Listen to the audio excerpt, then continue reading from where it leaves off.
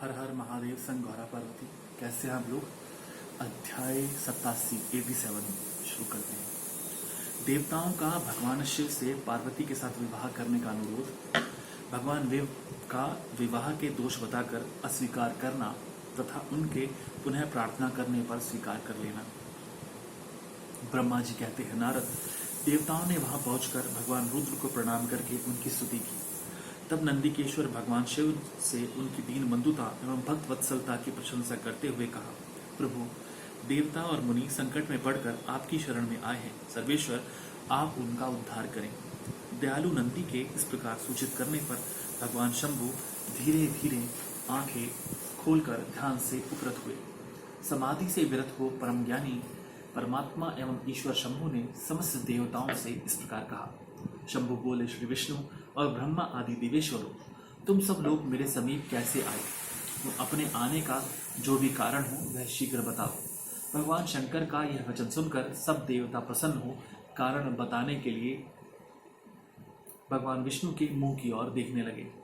तब शिव के महान भक्त और देवताओं के हितकारी श्री विष्णु मेरे बताए हुए देवताओं के बेहतर कार्य को सूचित करने लगे।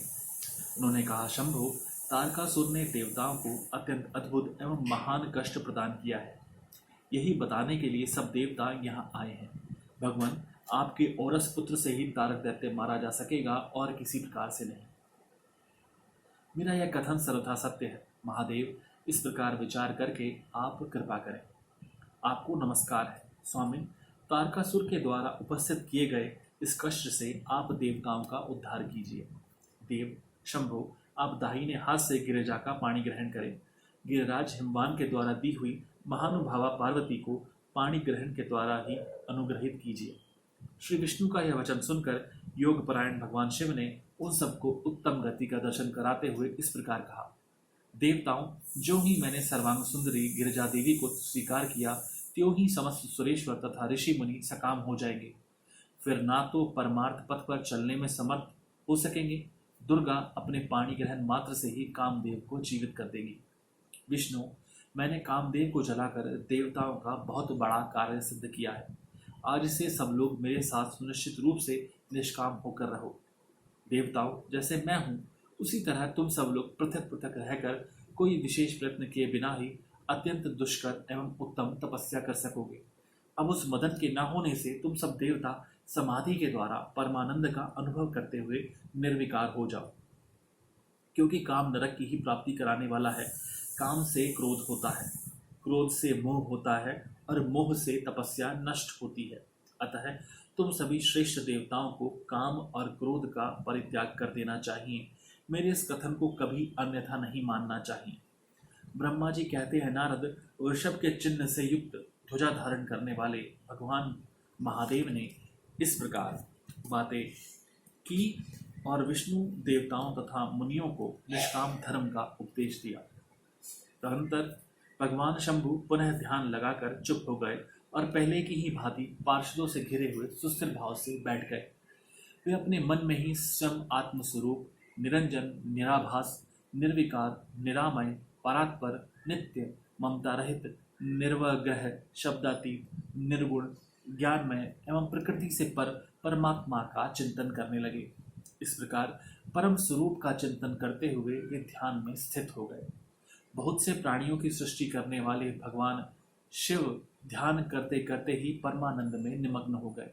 श्रीहरि एवं इंद्र आदि देवताओं ने जब परमेश्वर शिव को ध्यान मग्न देखा, तब उन्होंने नंदी की सम्मति ली। नंदी ने पुनः दीन भाव से स्तुति करने के लिए कहा। उनकी इस सत्सम्मति के अनुसार देवता स्तुति करने लगे। वे बोले, देवदेव, महादेव, करुणा सागर, प्रभु, हम आपकी शरण में आए हैं।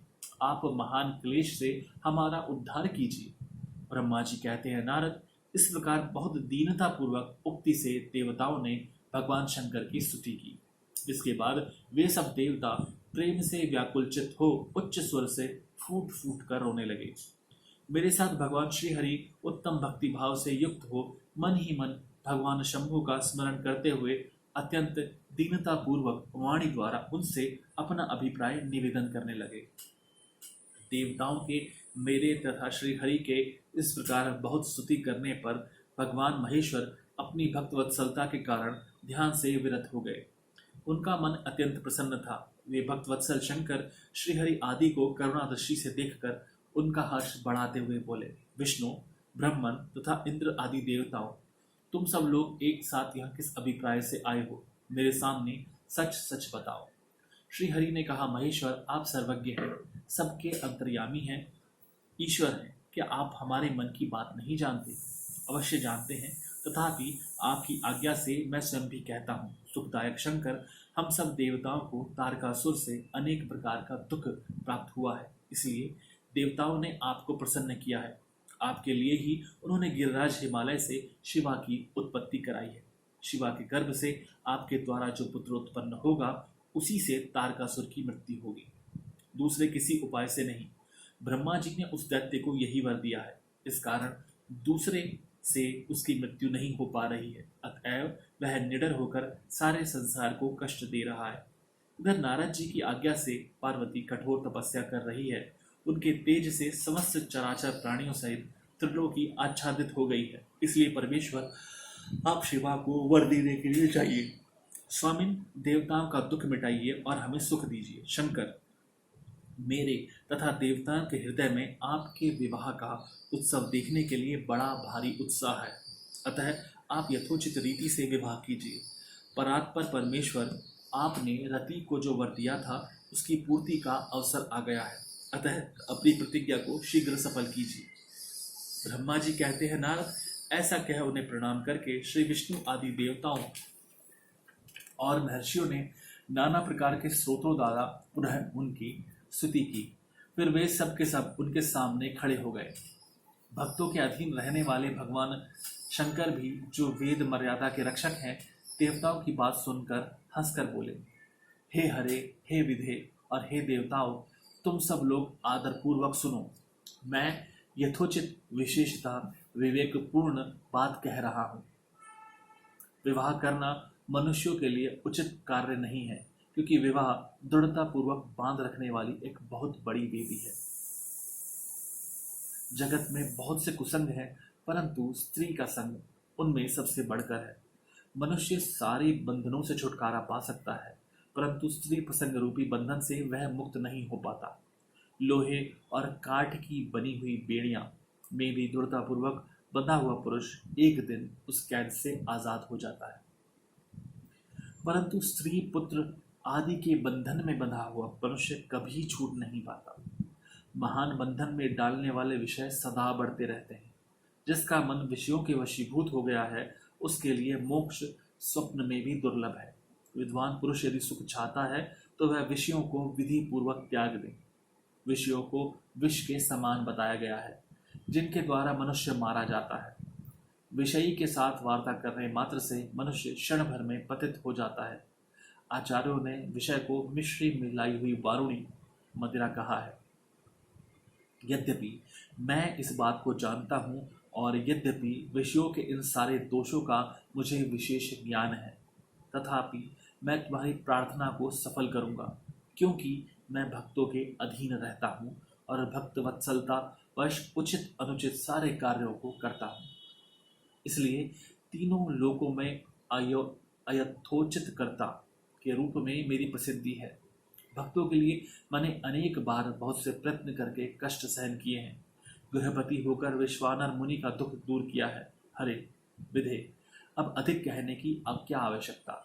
मेरी जो प्रतिज्ञा है उसे तुम सब लोग अच्छी तरह जानते हो। मैं यह सत्य कहता हूँ कि जब जब भक्तों पर कहीं विपत्ति आती है, तब तब मैं तत्काल उनके सारे कष्ट हर लेता हूँ और तारकासुर से तुम सब लोगों को जो दुख प्राप्त हुआ है उसे मैं जानता हूँ और उसका हरण करूँगा।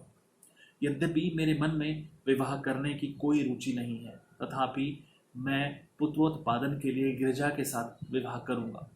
तुम सब देवता अब निर्भय होकर अपने अपने घर जाओ। मैं तुम्हारा कार्य सिद्ध करूँगा। इस विषय में अब कोई विचार नहीं करना चाहिए।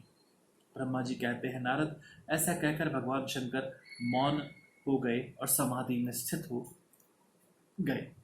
विष्णु आदि सभी देवता अपने अपने धाम को चले गए। यहाँ पर यह अध्याय समाप्त होता है। मैं अपनी वाणी को विराम देता हूँ। हर हर महादेव। सर्व गौरा पार्वती। धन्यवाद।